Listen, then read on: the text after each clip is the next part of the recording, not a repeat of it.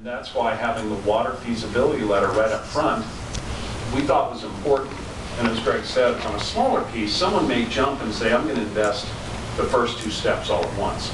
What we're trying to do is make sure they have at least brought something to you at a point where you've said, yeah, we think you're on the right track. They're nowhere near a plat yet. So the comments you're making are really good for us, and I would say we should get the chart out, and you can scribble on them, get them back to Doug, and we can talk about them with the staff. So hopefully, understanding the 3 people on the private side, the landowner, the developer, and the builder, will help us craft your needs into their expectations. Yes, and I understand, appreciate that, but on the landowner and the developer side, they're going to maximize their economic return the most they can. But that could be at the detriment of the entire area or their adjacent properties, which we got to be concerned about. I always look at the code as the governor on the engine. You know, just because you have an engine that'll do 120 doesn't mean you have a road system that's allowing it. In the sense they have some flexibility.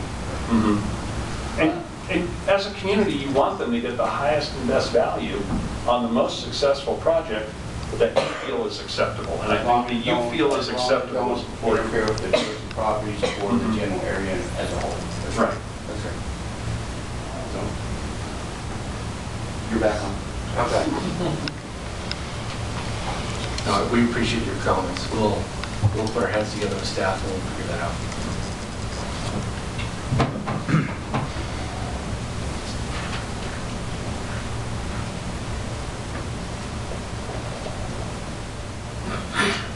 Okay, architecture. Any more comments on the process before we move on? When we tallied up the responses on the preference survey, we saw lots of interesting things, but there seemed to be a desire to make sure that we get an architectural theme that matches a mountain or an agrarian valley. This is an agricultural valley. You come down you come down the slopes there, and you see this valley before you, and this is a special place. And the last thing we want to do is mess it up. So we've thought long and hard about the architectural styles that we'll present here, and we want to get your feedback and see where we might be off target a little bit. We got some great feedback from the Planning Commission.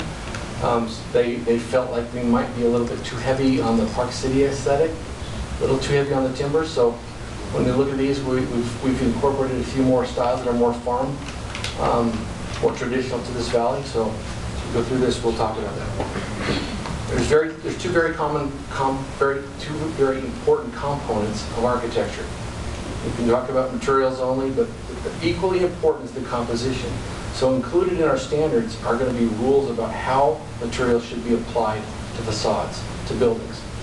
You can really mess up a facade. You might have the right materials, but if the materials are in the wrong place, the building doesn't work. It doesn't feel right. So let's go through the predominant materials. We've identified stone, brick, timber, lap siding, not vinyl, shingle siding, and batten board siding, and limited use of stucco. Some of the styles that we're going to propose here do have components of stucco, but we want to be very careful about how broadly that material is applied. Rule number 1: we want to avoid vertical stripes. When materials, or especially heavy materials, are applied in a vertical manner, building facades don't feel right. There's something, you just have a general sense that there's something wrong with the building. So we want to propose that we use horizontal bands especially in our heavy materials. The bottom course perhaps could be the heaviest material, should be the heaviest material. Timber expressions should reflect the home's internal structure. That's an important principle to follow. It's just not an ornament that you stick on the front of any house and can be any shape or size. We want to make sure that structural element follows the interior volume of the home. Load-bearing materials should always touch the ground. When you float a big heavy mass above nothing, you just inherently know that, hey, there's nothing holding that rock up, and that doesn't belong up there. So we want to make sure that the stone hits the ground. Timber elements that are applied to a floor design don't make it a timber home. So like the image to the left, that's just a timber thing stuck on a beige box. It doesn't feel right, it doesn't belong. We want to make sure that the style of the home matches the timber expression that we use. The number of gables or steps in a house contributes vastly to the expense of building a home. The more steps and gables you have in a home, the longer a framer has to be on that home. We want to encourage that we minimize the gables and steps in a home. You don't need 6 gables on the home. It doesn't correspond with how many children you have at home. So, historic architecture was simple. They simplified things. We want to encourage that and kind of return back to the traditional architecture that made this valley what it is.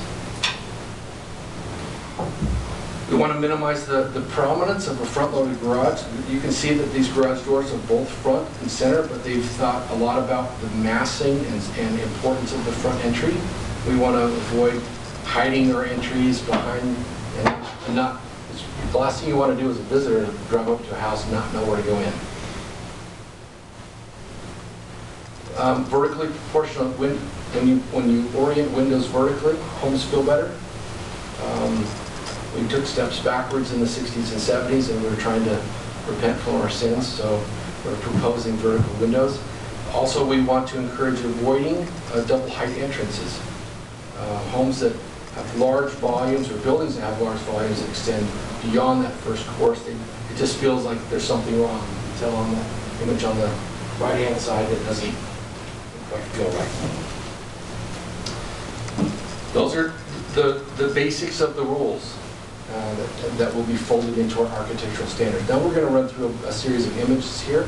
And if you don't like anything, tell me, and we'll talk about why they're there. And if you feel like we should be suggesting something a little different, we'll go there.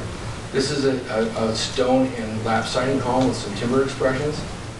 You've seen this image before, and earlier in the PowerPoint show. It has the kind of the natural architectural aesthetic that we're kind of driving for. Again, this is a much higher scale home. This is a very luxurious home. Those timbers are not cheap, but this has a bottom course of stone with wood siding and timber in the front of the house. This is a much more modest home. You can see that there's a horizontal course of stone on the bottom, lap siding, and boarded batt siding up above, with some columns along the front. And you can see that the prominent expression of the entry kind of drives your eye away from the garage. This is more of a farmhouse style. It's a lap siding. This is a house that Jerry, did you build it? I don't know. Jerry built this home in Farmington. And I think the only fault I find with this home is it has one arched window, the rest are square on the top, so I wouldn't do that. We'll try to avoid that. Sorry, Jerry, I wasn't making fun of you. I put one mistake in every home, just as easy spots. Again, this is a craftsman style home with timbers on the front. Another example of craftsman style home. Corbel braces along the eaves.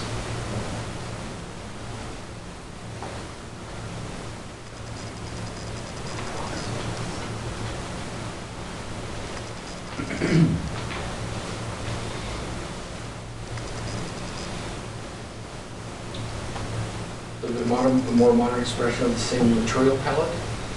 We can have discussions whether this roof pitch is appropriate, but see how the same materials can be applied and you end up with a much different aesthetic. Now, if we do use stucco, I put this image in here because I think that the proper application of stucco is important. The stucco is from Europe, and they ran it between timbers. So if we're going to use stucco, we want to make sure that it's done appropriately. Another craftsman style home.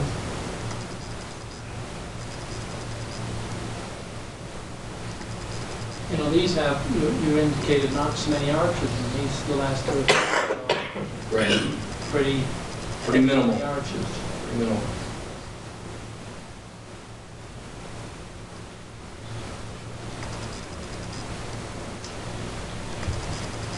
Again, craftsman style home with the timber expression. Now, these next series of slides will be multifamily. This is a duplex unit, a higher end duplex unit. That's the stone course across the bottom, timber. This is another multifamily unit that's got a little bit more craftsman style to it. You see, it's not an expensive execution. Something that can be done and inexpensively and produce the aesthetic that we're trying to encourage in this area. This is a project in Colorado. It follows the same type of massing. Has a lot of gables, but executes the material palette pretty well.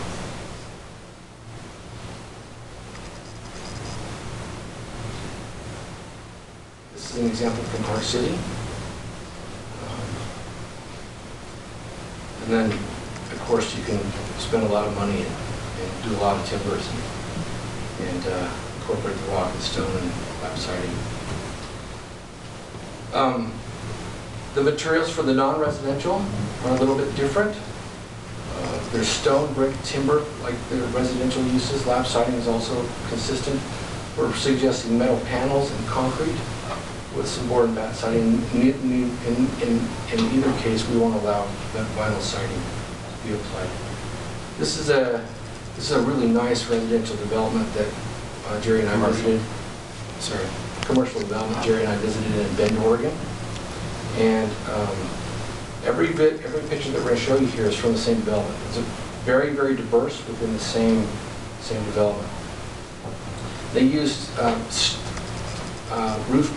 pitched roofs with gable ends, and then they integrated the timber elements in the awnings on the units, and then there's a common theme throughout this development. They use a very heavy material to use as an anchor on the corners of the buildings.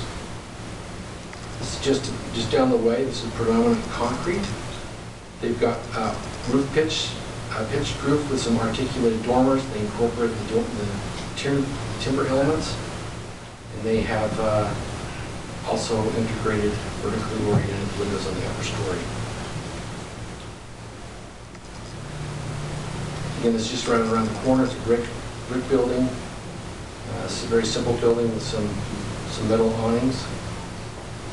Again, just around the corner, predominantly wood building. It has a modern expression of timbers. Predominantly wood building. It's the Orvis theme, Orvis store on the corner. Consistent with the timbers and the wood. Jimmy John's on the other side with the brick anchor. Okay, for office and research and development, this is the Rio Tinto building out of Daybreak. Again, has the same material palette, but in a little bit more modern flavor. This is the Petzl building. This is a concrete tilt-up building, but you can see that they've spent some time articulating that face of that concrete slab, and brought in some materials for the metal panels and the timbers. These examples are from the Park Cities Film Studio just down the road. And I think for a large concrete tilt-up building with a big volume, they were very effective in the way they dressed up that facade. You can see they've incorporated a lot of the materials that we're talking about, the lap siding, the metal panels, and some timber in the building. That's it. What do you think? Are we headed in the right direction? Is it kind of look and feel like you're looking for? Do you need to? What appears to me, I would think that the architectural design requirements is going to dictate the value range of properties. And we're looking at a pretty high value range. Is that what we want for the North Village? Probably looking at between $500,000 and $750,000 to $800,000 on all of that.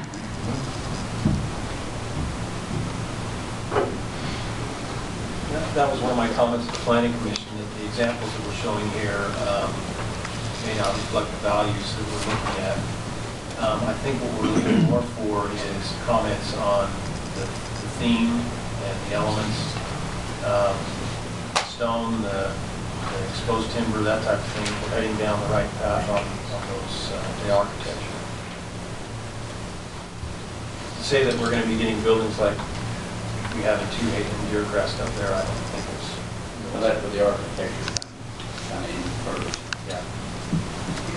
If we stick to the few basic principles that Greg outlined, he was, talking about as part of the code, and we really did have just a few basic principles on how a house should function. And then the range of materials, if you remember the one house in Farmington that I built, that only used one of the materials in the palette, and that was a pretty cost-effective house. It's a good, clean look, and it fits the principles and the materials, but you don't need to have every material on every house or every structure. So I think you can, and we did take from the Planning Commission the discussion about maybe the images are shooting too high, and we added a few more in. If you follow the principles and materials, we think you can hit a broader price range depending on what the market demand and the developer's intention is.